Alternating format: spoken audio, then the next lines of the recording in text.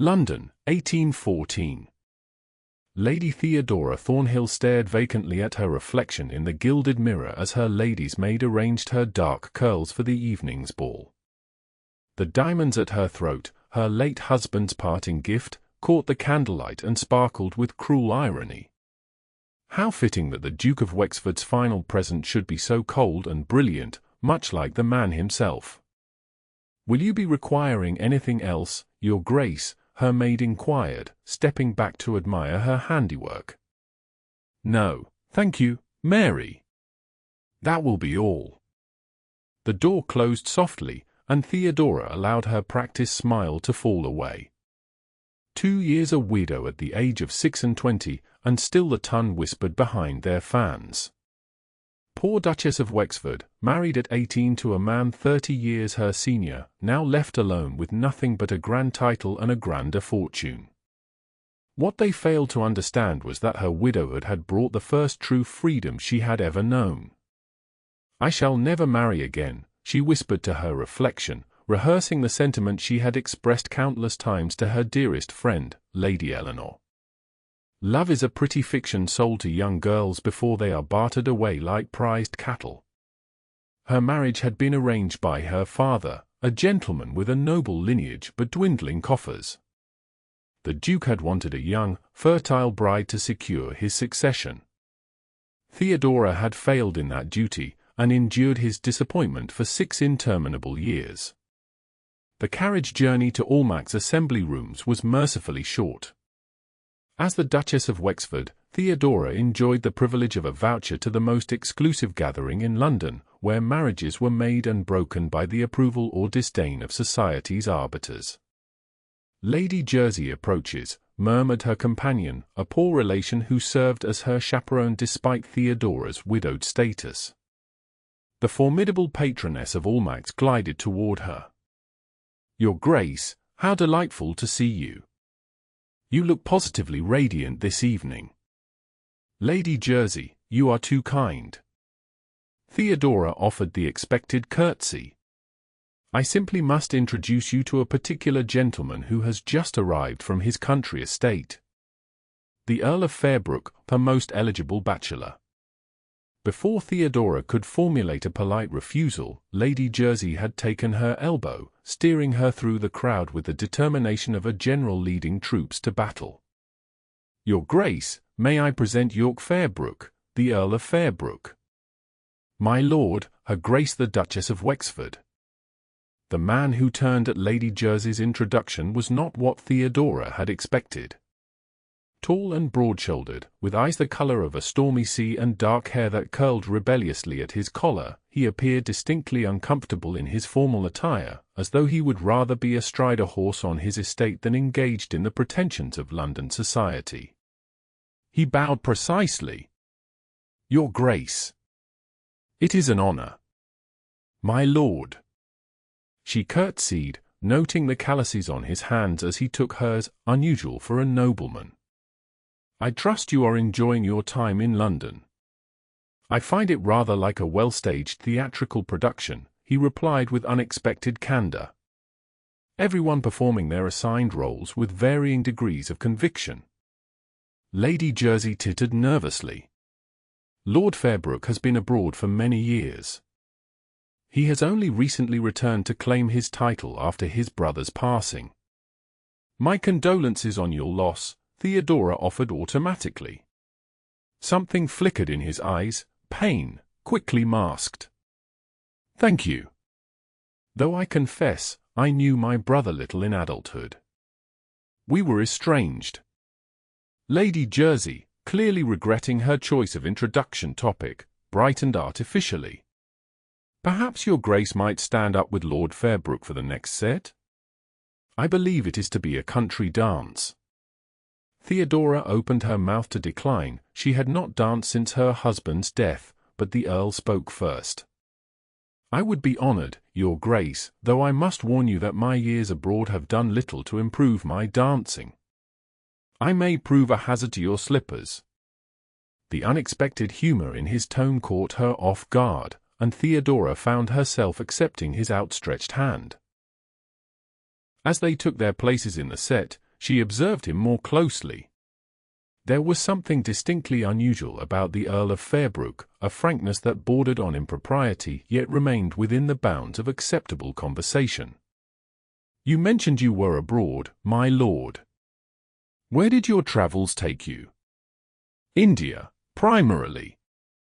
I served with the East India Company." Theodora's eyebrows rose. Not a common occupation for the son of an earl. "I was the second son, with limited prospects and an insatiable curiosity about the world beyond our shores." His hand touched hers as they turned in the dance. When one has nothing to inherit, one must make one's own way. Yet here you are, an earl after all. A title I neither expected nor particularly wanted. His gaze was direct, challenging. "Much like yourself, I imagine." Theodora nearly missed a step. "I beg your pardon." "Forgive me, your grace. I merely observed that you seem rather contained for a woman of your position. As though your title is a garment that doesn't quite fit." The music mercifully drew them apart before she could formulate a response to his impertinence. When they came together again, she kept her expression neutral. "You presume much for so brief an acquaintance, my lord." A habit developed in places where time for social niceties was limited. His smile was slight but genuine. "I've offended you." "I apologize." "Not offended. Merely surprised by your directness." The dance ended, and he bowed. "Then I shall consider myself fortunate. Might I escort you to refreshments?" Against her better judgment, Theodora nodded. As they moved toward the refreshment table, she became acutely aware of the speculative glances following them. The ton was always hungry for gossip, and a widowed duchess conversing with a newly returned earl would provide ample fodder. He handed her a cup of ratafia. "I confess I find these gatherings rather tedious." "Do you attend often?" "Only as frequently as propriety demands. I prefer my own company." "A sentiment I share."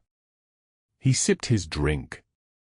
"Tell me, your grace, if society did not expect your presence, how would you spend your evenings?"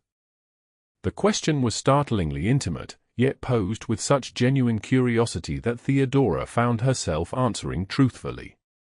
"Reading, primarily. I have an interest in natural philosophy that my husband found frivolous, but which I have indulged since his passing." Natural philosophy. Interest sparked in his eyes. "Any particular field?" "Botany. I've been corresponding with several members of the Royal Society regarding specimens from the Americas." "Under your own name?" She smiled thinly. "Certainly not. I write as T.W. Thompson. They assume me to be a gentleman with an extensive conservatory." "Clever." He regarded her with new appreciation. "I brought back numerous botanical specimens from India. Perhaps you might." He stopped abruptly. "Forgive me. That would be improper." "Quite improper," she agreed, though something fluttered in her chest at the thought of examining rare plants from distant shores. Lord Fairbrook. A matron with two simpering daughters in tow approached. "You must meet my girls. They are accomplished musicians, you know." With a apologetic glance at Theodora, the Earl was swept away into the social obligations of a bachelor with a title. She watched him go, puzzled by the strange disappointment she felt. One dance, one conversation, it was nothing of consequence. Yet as she departed Almack's an hour later, his words echoed in her mind.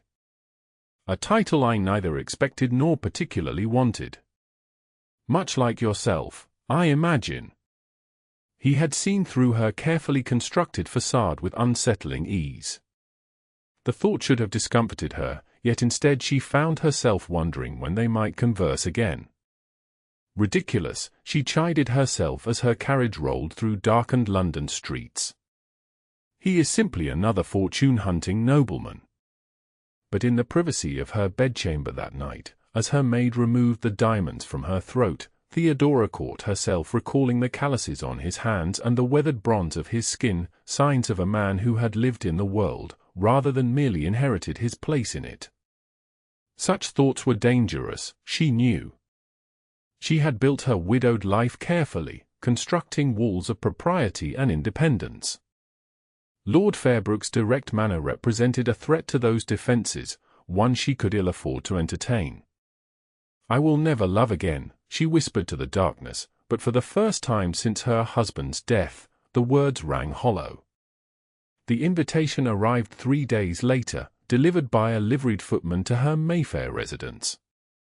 "The Earl of Fairbrook requests the honour of your Grace's presence at a private viewing of botanical specimens recently arrived from the Indian subcontinent.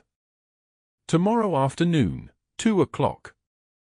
Fairbrook House, Grosvenor Square." No chaperone mentioned. No other guests indicated. Completely, utterly improper. She ought to refuse. Send a polite note declining. Instead, she found herself penning an acceptance. The following afternoon, dressed in a walking costume of lavender silk that her maid assured her was neither too formal nor too casual for such an unusual engagement, Theodora arrived at Fairbrook House. The imposing townhouse showed signs of recent renovation, though the Earl had clearly not yet had time to put his full mark upon it. Her Grace, the Duchess of Wexford, the butler announced as she was shown into a light-filled conservatory that had been added to the rear of the house. Lord Fairbrook turned from where he had been examining a plant with broad, glossy leaves. "Your Grace, I confess I feared you might reconsider." "I considered it a dozen times," she admitted, removing her gloves. "This is highly irregular." "Indeed." He gestured to the specimens arranged on tables throughout the space. "Yet I thought you might appreciate seeing these before they are delivered to Kew. The director is an old friend who allows me first examination." Theodora moved toward the nearest table, where a plant with delicate white flowers caught her attention. Jasminum sambac, she identified. "Though this variety seems different from those I've studied." "You have a good eye. This is a subspecies found only in the mountains of northern India." He moved to her side, close enough that she could smell the bergamot in his shaving soap. "The local people believe it has medicinal properties." For the next hour, Theodora forgot propriety entirely as they moved from specimen to specimen. Lord Fairbrook possessed a wealth of knowledge about each plant, not merely botanical classifications but practical applications and cultural significance. "This one," he said, indicating a vine with unusual purple flowers, "is used in religious ceremonies. The priests claim it opens the mind to divine wisdom." "And does it?" she asked, leaning closer to examine the structure of the bloom. "It certainly produces vivid dreams when brewed as a tea. Whether those dreams are divine in origin, I cannot say." There was humor in his voice, but something else too, a respect for beliefs different from his own. She straightened. "You've experienced much that most in our society would find incomprehensible. Or shocking." His gaze was steady. "Hence my discomfort in ballrooms and drawing rooms, where conversations rarely venture beyond the weather and who has married whom. Why return to England at all, if you found such fulfillment abroad?" He moved to a window, looking out over the small garden. "Duty. With my brother's death, there are responsibilities I cannot ignore. Tenants, employees, family legacy. I may not have desired the title, but I recognize its obligations." The admission resonated with her own experience. "I understand duty," she said quietly. "It has shaped my entire life." He turned back to her, his expression thoughtful. "May I ask you something quite personal, Your Grace?" She should refuse. Instead, she nodded. Were you content in your marriage? The question was so far beyond the bounds of propriety that Theodora should have left immediately. Yet in this sunlit room, surrounded by specimens from a world she would never see, the truth slipped out. No. It was a transaction, nothing more. I brought youth and breeding, he provided wealth and status. There was no affection between us. Yet you have not remarried, despite undoubtedly numerous offers. Marriage is a cage, my lord, no matter how gilded. I have no desire to submit myself to another's authority, nor to risk the freedom I now possess. He nodded slowly. A reasonable position. Yet perhaps it depends upon whom one marries. All marriages are governed by the same laws, Lord Fairbrook. A woman ceases to exist as an independent being the moment she speaks her vows. In legal terms, perhaps. But in private. He moved closer, close enough that Theodora should have stepped back to maintain proper distance. She remained where she was. Some men value a woman's mind as much as her dowry, he continued softly. Some might even appreciate corresponding with the Royal Society about botanical specimens. His meaning was unmistakable, and Theodora felt heat rise to her cheeks. You are being presumptuous, my lord. Undoubtedly. He smiled, not retreating. Another habit acquired abroad. Will you come riding with me tomorrow morning? Hyde Park, 7 o'clock. Before the fashionable hour. The invitation was marginally more proper than today's meeting, though still likely to raise eyebrows if observed. I should refuse. But will you? Theodora found herself smiling despite her better judgment. 7 o'clock. I shall bring my groom. I would expect nothing less. As she departed Fairbrook House, Theodora recognized the dangerous path she was treading. Lord Fairbrook Yorke was unlike any man she had encountered in society. His directness challenged her, his knowledge engaged her, and his presence affected her in ways she had not experienced before. This is mere intellectual stimulation, she told herself as her carriage returned her to Wexford House. Nothing more. Yet that night she dreamed of jasmine flowers and strong hands with unexpected calluses. The morning ride established a pattern that continued for 2 weeks, conversations that stretched the boundaries of propriety while remaining technically within them. They rode in the park, attended the same musical performances, sitting in separate boxes but meeting during intermissions, and encountered each other at various social gatherings where they exchanged observations that grew increasingly personal. Theodora learned that Yorke had initially gone to India as a young man seeking fortune and adventure after a bitter argument with his father. That he had risen through the company through merit rather than connections. That he had lived among the local people, learned their languages, and come to respect their ways. He learned of her childhood fascination with plants, her secret education facilitated by a sympathetic governess, her dreams of scientific contribution that her husband had dismissed as feminine nonsense. He sounds thoroughly unpleasant, Yorke remarked as they strolled through an exhibition at the Royal Academy, her companion walking a discreet distance behind them. He was neither cruel nor kind, Theodora replied. Simply indifferent. Our marriage was a business arrangement that happened to include a bedchamber. A cold perspective. But an accurate one, for many in our circle. She paused before a landscape painting. Marriage is rarely about affection among the nobility. Perhaps that is why so many seek affection elsewhere. His voice was carefully neutral. In affairs and assignations. Is that what you are seeking, my lord? The question escaped before she could reconsider its impropriety. His gaze, when it met hers, was intense. No, your grace. I have no interest in fleeting assignations. The implication hung between them, unspoken but unmistakable. Theodora looked away first. We should return to my companion. She will think we have lingered too long before this rather unremarkable landscape. That evening, alone in her study, Theodora penned a letter to her childhood friend, Lady Eleanor, now happily married and living in the Lake District. I have met a man who unsettles me, she wrote.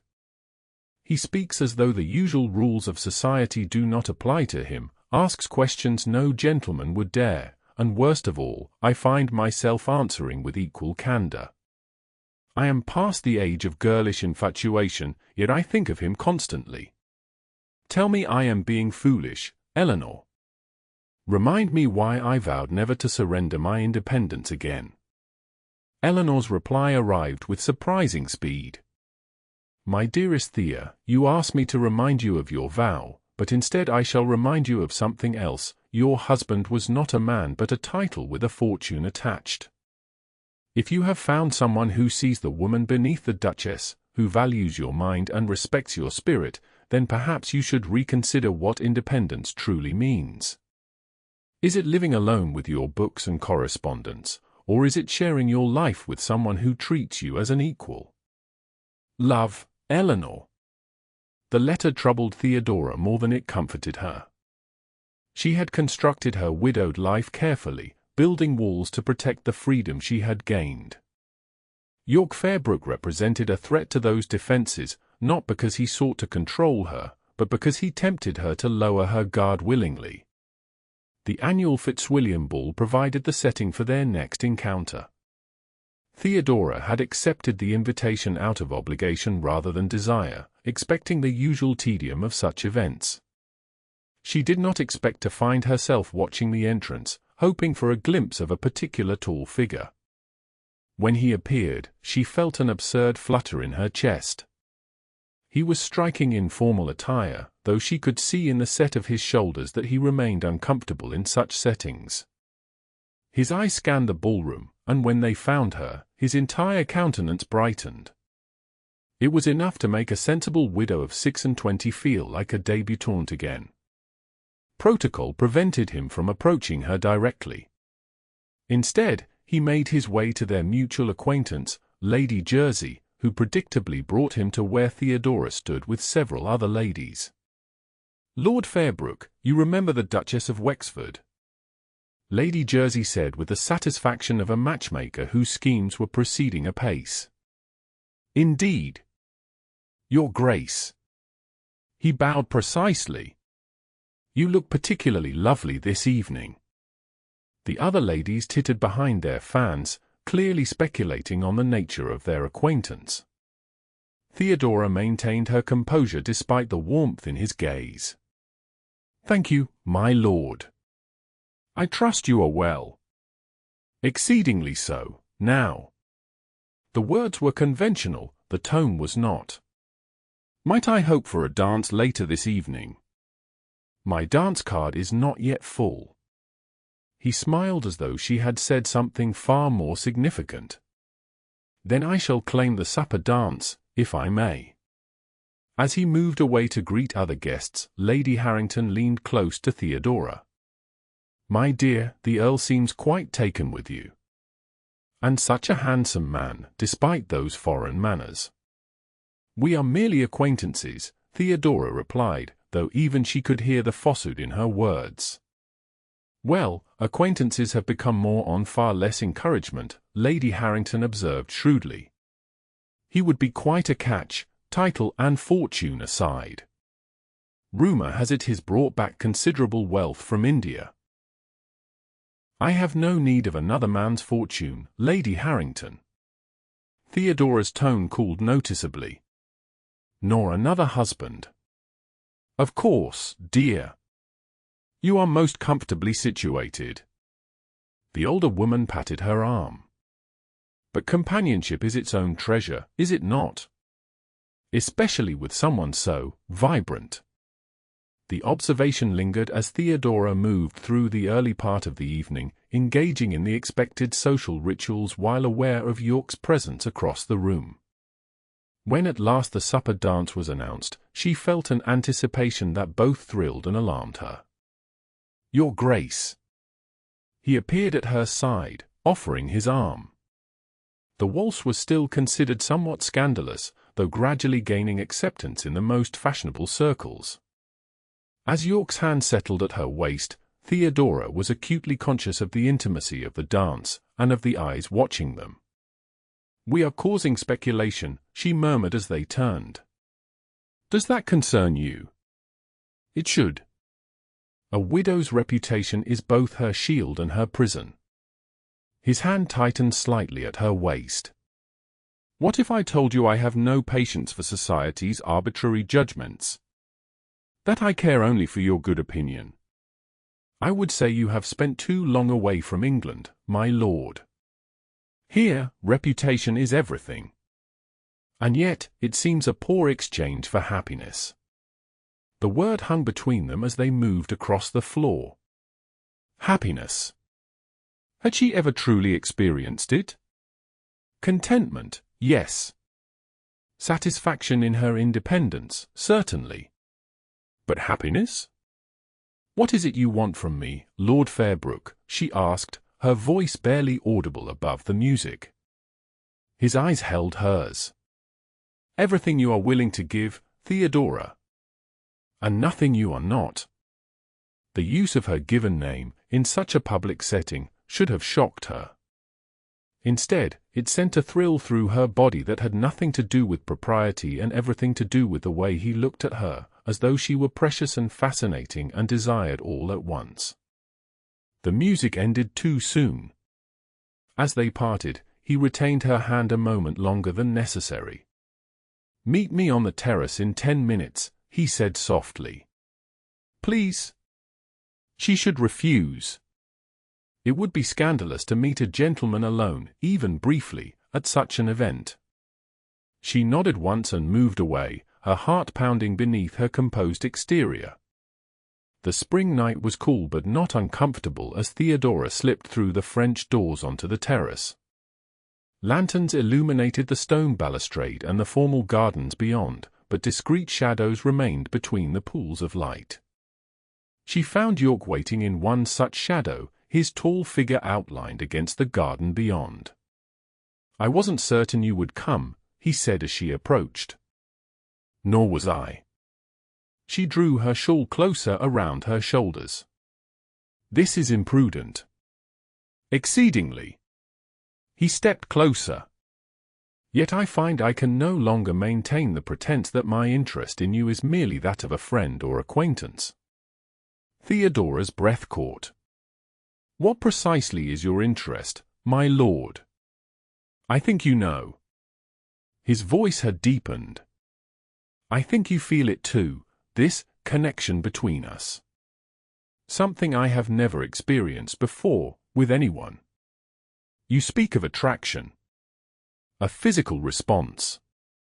She attempted to sound dismissive, though her pulse betrayed her with its rapid beat. "I speak of recognition," he corrected. "Of finding in another person a reflection of one's own soul." His hand rose, not quite touching her cheek. "Yes, I desire you, Theodora. But more than that, I admire you. Your mind, your spirit, your determination to live on your own terms." No one had ever spoken to her this way, with such openness, such honesty. It terrified and exhilarated her in equal measure. "I have sworn never to marry again," she whispered. "Never to surrender my independence. I would never ask you to surrender anything." His eyes searched hers in the dim light. "Only to consider that perhaps true independence comes not from isolation but from choosing a partner who values you exactly as you are." Before she could respond, the terrace doors opened and voices drifted out. Yorke stepped back immediately, preserving the appearance of propriety, though the intensity of his gaze remained unchanged. "Think on what I've said," he murmured. "I am a patient man, Theodora. I will wait for your answer, whatever it may be." He departed first, leaving her to compose herself before returning to the ballroom. For the remainder of the evening, she moved through the social rituals mechanically, her mind replaying his words. True independence comes not from isolation but from choosing a partner who values you exactly as you are. The concept was foreign to everything she had been taught about marriage, that it was a woman's surrender, her subjugation to a husband's will. Yet Yorke spoke of partnership, of choice, of mutual recognition. Could such a thing exist? Or was it merely pretty words designed to overcome her resistance? The answer came unexpectedly, 3 days after the ball, in the form of a letter delivered to Wexford House. Not from Yorke, but from the Royal Society of London. Dear Mr. Thompson, it began. We write in response to your most illuminating monograph on hybrid cultivation techniques. The Society wishes to publish your work in our forthcoming journal, with full attribution.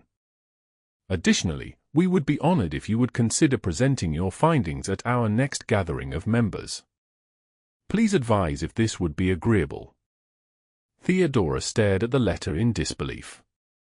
Publication. Recognition for her work.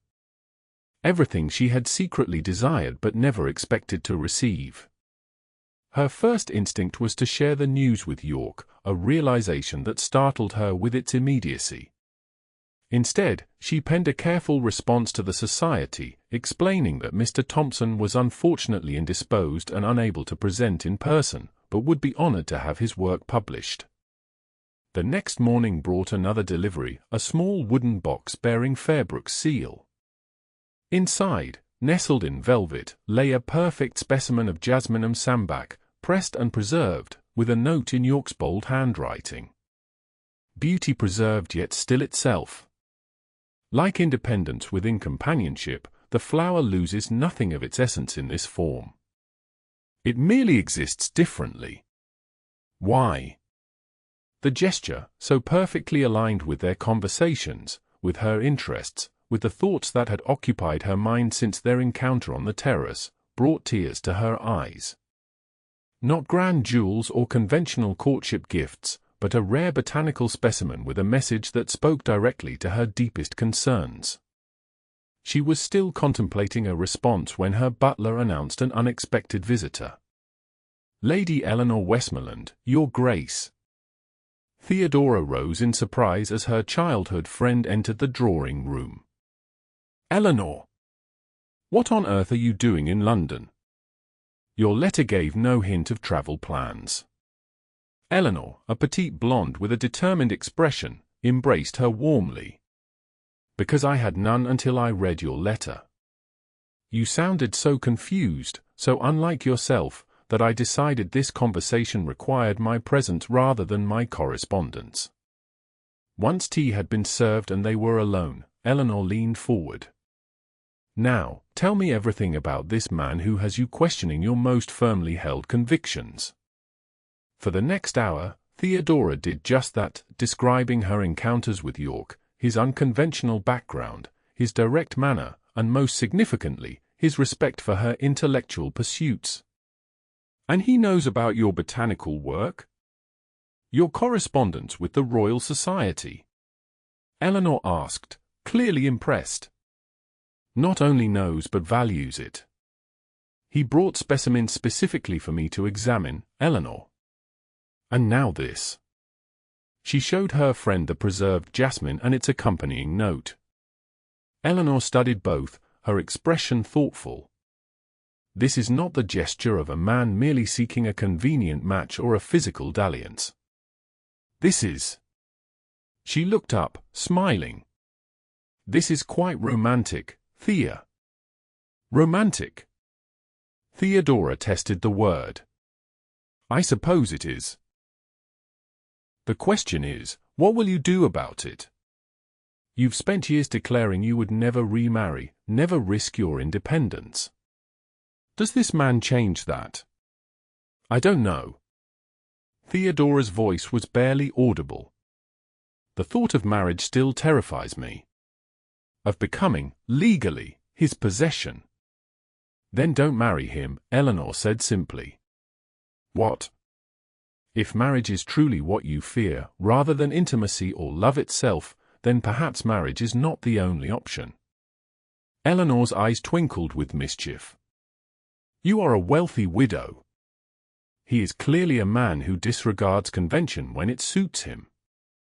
Perhaps there are other arrangements to be considered. Eleanor. Theodora was scandalized, yet also intrigued. You cannot be suggesting. I'm suggesting nothing specific. Merely observing that you have more freedom than most women to define your own life. Eleanor sipped her tea. Though I will say, from what you've told me, this Earl of yours doesn't seem the type to view marriage as ownership.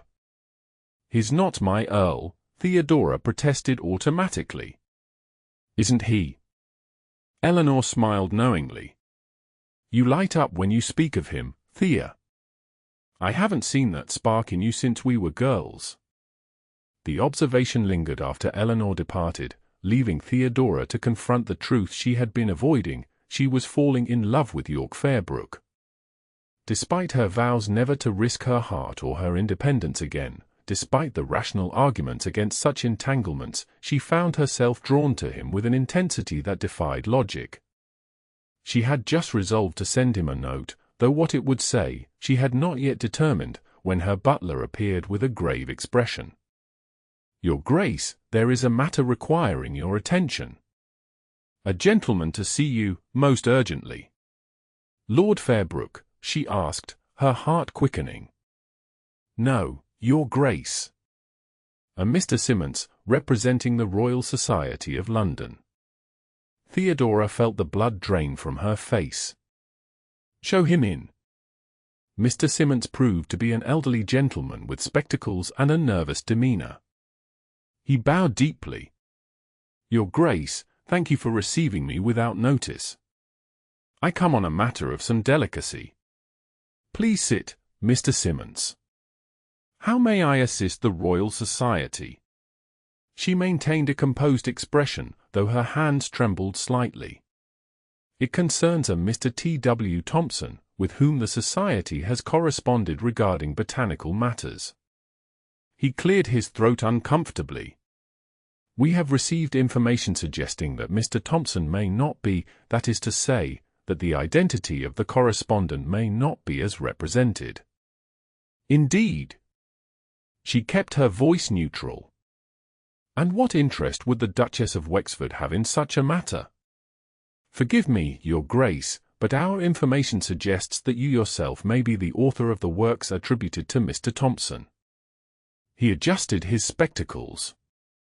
If true, this presents a most unusual situation for the Society. Theodora's mind raced. Denial would be the safest course, yet it would mean disavowing her work, her years of study and observation. Admission might mean scandal, certainly embarrassment for the Society that had praised work they now discovered was authored by a woman. Before she could respond, a commotion in the hallway preceded her butler's reappearance. Forgive the interruption, Your Grace, but Lord Fairbrook insists on seeing you immediately. He claims it is a matter of utmost importance. Yorke strode in before she could reply, his expression tense until he saw Mr. Simmons. Then understanding dawned in his eyes. Ah. I see I am too late. He bowed to both of them. Mr. Simmons, I had hoped to intercept you before this meeting. Lord Fairbrook. The older man rose, confused. You are acquainted with this matter? Intimately. Yorke moved to stand beside Theodora's chair, a clear statement of allegiance. As a fellow of the Society, I feel compelled to speak on this issue. Mr. Simmons blinked rapidly. You are aware of the unusual circumstance regarding Mr. Thompson's identity. I am aware that the Royal Society has benefited greatly from the brilliance of a mind they now question solely because of the body that houses it. Yorke's voice was firm but not unkind. The work stands on its own merit, does it not? Well, yes, certainly, Mr. Simmons sputtered. The monograph is exemplary. But our traditions, our standards, should perhaps evolve, Yorke suggested. When talent such as Her Grace's is forced to hide behind masculine pseudonyms, it is not the talent that should be questioned but the structures that necessitate such deception. Theodora stared at him, astonished by his defense and by the realization that he must have suspected, or known, her secret identity all along. Mr. Simmons looked between them, clearly flummoxed. "This is most irregular." Indeed, Theodora found her voice at last. "Yet I would ask you to consider, Mr. Simmons, whether the value of my work changes depending on whether it was written by T.W. Thompson or Theodora Thornhill, Duchess of Wexford." The elderly gentleman removed his spectacles, polishing them thoughtfully. "The work itself remains exceptional," he admitted. "And there is precedent for female contribution, though typically through male relatives." "Perhaps it is time for direct contribution," Yorke suggested. "With proper attribution." After Mr. Simmons departed, promising to discuss the matter with the Society's governing board and expressing cautious optimism about a favorable resolution, Theodora turned to Yorke. "How did you know?" "About Thompson?" "I suspected from our first real conversation about botany. Your knowledge was too extensive, too personal to be merely that of an interested amateur." He smiled slightly. "When you mentioned correspondence with the Society, I was certain. Yet you said nothing. It wasn't my secret to expose." He moved closer. "Though I had hoped you might share it with me voluntarily, in time." The tenderness in his voice undid her last defenses. "Why did you come today? How did you know about Mr. Simmons?" "I have friends on the governing board. When rumors began circulating about Thompson's identity, I feared they might approach you less diplomatically." He hesitated. "I hope you don't mind my interference." "Mind?" Theodora shook her head, emotion welling in her throat. "You defended my work, my intelligence, against one of the most prestigious scientific bodies in England." "No one has ever?" She struggled to continue. "No one has ever seen me so clearly, or valued what they saw." "Theodora." He took her hands in his. "I see you. All of you. The Duchess, the botanist, the woman who guards her independence because she knows the cost of losing it." His voice deepened. "And I love what I see." The words hung in the air between them, a declaration that could not be retracted or misinterpreted. "You love me," she whispered, "with a depth that surprises me daily." His thumbs traced circles on her palms. "I had not expected to find you someone who challenges my mind, touches my heart, and understands my discomfort with the very society into which we were born." "I have sworn never to marry again," she reminded him, though the conviction behind the words had faded to a whisper. "I know. And I will accept whatever terms you set for our relationship." His gaze was steady. "But know this, if you were my wife, your work would be published under your own name. Your conservatory would be filled with specimens from around the world. Your independence would be protected, not diminished." "Such promises are easy to make before marriage," she said, the last vestige of her fear surfacing. "The law would still grant you complete authority over me, my fortune, my very self. Then we shall visit my solicitor before any ceremony and draw up agreements that protect your autonomy legally as well as personally." He released one of her hands to touch her cheek gently. "I want a partner, Theodora, not a possession. I've seen too much of the world to believe in the superiority of one sex over the other." The conviction in his voice, the sincerity in his eyes, the practical solution he offered to her deepest fear, all combined to crumble the last of her resistance. "I never expected this," she admitted. "I had convinced myself that independence and love were mutually exclusive." "As had I." His smile was tender. Until I met a duchess with soil beneath her fingernails and scientific journals hidden in her drawing room. Theodora found herself smiling in return, a lightness filling her chest that she had never experienced before. Is this what happiness feels like? She wondered aloud. I believe it might be, he murmured, drawing her closer. Though I suspect there are greater heights yet to discover. When his lips finally met hers, Theodora understood what he meant. This was not the dutiful submission she had endured in her first marriage, but a joining of equals, tender yet passionate, gentle yet demanding. A promise of things to come. 3 months later, the Tun buzzed with the news that the Duchess of Wexford had remarried in a private ceremony, becoming the Countess of Fairbrook. Even more shocking, her new husband had apparently encouraged her to publish a botanical treatise under her own name, with the full support of the Royal Society of London. Most irregular, declared Lady Harrington to anyone who would listen. A duchess becoming a countess? And this business with plants and science, hardly appropriate for a woman of her standing. But Theodora, sitting in the expansive new conservatory her husband had built adjoining their bedchamber, cared little for such opinions. With a rare Indian orchid blooming beside her and the latest scientific journal open on her lap, she was too occupied with happiness to concern herself with propriety. Planning your next monograph?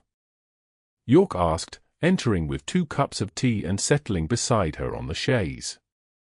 Perhaps. She accepted the tea with a smile. Though I'm considering a more ambitious project, a comprehensive catalogue of medicinal plants from both Western and Eastern traditions.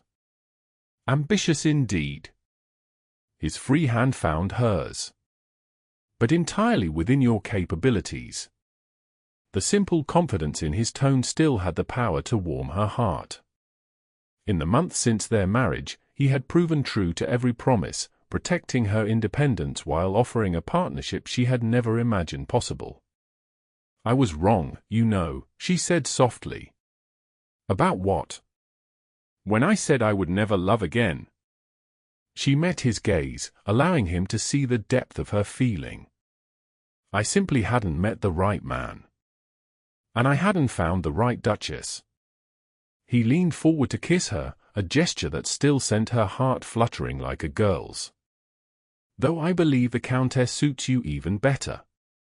As his lips met hers, Theodora silently thanked the twist of fate that had brought this unconventional Earl into her life, and her own courage in seizing the happiness he offered.